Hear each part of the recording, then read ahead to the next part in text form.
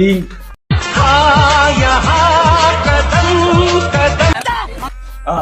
হ্যাঁ 2 দিন পর পরই কারো না কারো লিঙ্ক লিক হয়, আর আজকে আমাদের এক টিকটকারের ব্লগারের লিঙ্ক লিক হয়ে গেছে।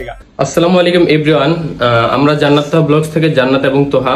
তো আপনারা রিসেন্টলি একটা ঘটনাকে যেটাকে অনেক বেশি তোলপাড় হচ্ছে বা আপনারা যেটা নিয়ে সমালোচনা করছেন। ভাই সমালোচনা করবো না তো কি করব, যেই খেলাটা দেখাইলেন এরপরে যদি একটু সমালোচনা না করি মনটা কেমনে বুঝ দিমু কত তুমি।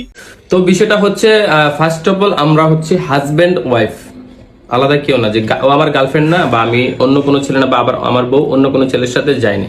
তো আমিও তো ওইটাই কই, ভিডিও করার দরকার কি ছিল? তোরা না জামাই বউ, বয়ফ্রেন্ড গার্লফ্রেন্ড হইলে আরেক কথা ছিল।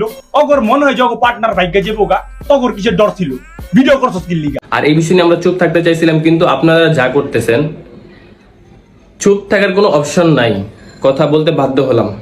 এখন কোনো কিছু না কইলে তো মানুষ খালি সারাদিন লিঙ্কি করবো, ব্যাপারটা কেমনে সলভ করা যায় ওটা কর। তো অনেকেই দেখতেছি সোশ্যাল মিডিয়াতে মানে ছড়াচ্ছে যে আমরা নাকি ভাইরাল হওয়ার জন্য এই কাজগুলা করছি। না, এটা একেবারে মিছা কথা, যারা নিজের থেকেই করছে। আসলে আমাকে ভাই ও ভাবির ফোনটা চুরি হয়ে গেছে গা, ওই ফোনে এই ভিডিওটা ছিল, ওইখান থেকে লিক হইছে। এইখানে ওনাদের কোনো দোষ নাই, বাট ভিডিও করছে ওরা, ওই দিক দিয়ে আবার অগর দোষী আছে। আমরা ভিডিও বানাই করছি, আমাদের কেন ভাইরাল হতে হবে? আমরা কি কম ভাইরাল? এখন সত্যি কথা কইতে গেলে আমি আপনাকে লিঙ্ক ভাইরাল হওয়ার আগে চিন্তামি না। আপনাকে লিঙ্ক ভাইরাল হওয়ার পরে একটু টিকটকে লিঙ্ক দেখার ফাঁকে ফাঁকে গিয়ে আপনাকে 2টা ব্লগও দেখাইলাম। তো বিষয়টা হচ্ছে কেউ নিজের ইজ্জত শেষ করে ভাইরাল হতে চায় না ভাই, কেউ নিজের ইজ্জত শেষ করে ভাইরাল হতে চায় না। আমি চাই এখন কি আমি ভাইরাল হওয়ার লাগে আমি আমার জামা কাপড় খুলে দেখাই দিমু? না, তাই তো পরে আমি গার্লফ্রেন্ড দরকার নাই, ভাইরাল হওয়ার মায়ের দরকার নেই। আরেকটা বিষয় হচ্ছে অনেক রোস্টাররা আমাদেরকে নিয়ে রোস্ট করতেছে, আমাদের কোনো ইনফরমেশন ছাড়াই সত্যটা না জেনে বলতেছে যে আমরা নাকি ভাইরালের জন্য এগুলো করতেছি। তো তাদের উদ্দেশ্যে একটা কথা বলতে চাই, আমরা পারতেছি না, দ্যাটস ওয়াই আমরা স্টেপ নিচ্ছি, আমরা আইনি ব্যবস্থা নিচ্ছি। সারেন্ডার ভাই, আমি আর ভিডিও বানানো না যেছি, আমি দেখে যেতেছি, আমি আমার গ্রামে যাবো, আমি ভিডিও বানানো। ভাই প্লিজ কেস করবেন না, আমি বয়সে জেলে যেতে চাই না, আমার বিয়া শাদিও করিনি আমি।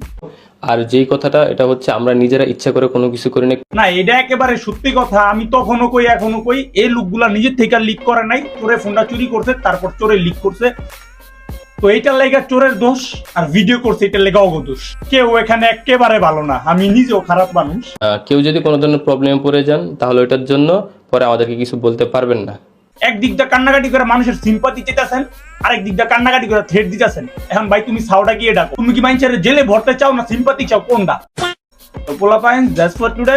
আজকে একটা রোস্টিং ভিডিও ছিল না, এটা জাস্ট একটা সতর্কমূলক ভিডিও। তোমরা যারা এইসব অ্যাকাউন্ট কম করো, নিজেদের ব্যক্তিগত মুহূর্তগুলোকে ক্যামেরাতে ক্যাপচার করতে যাও না।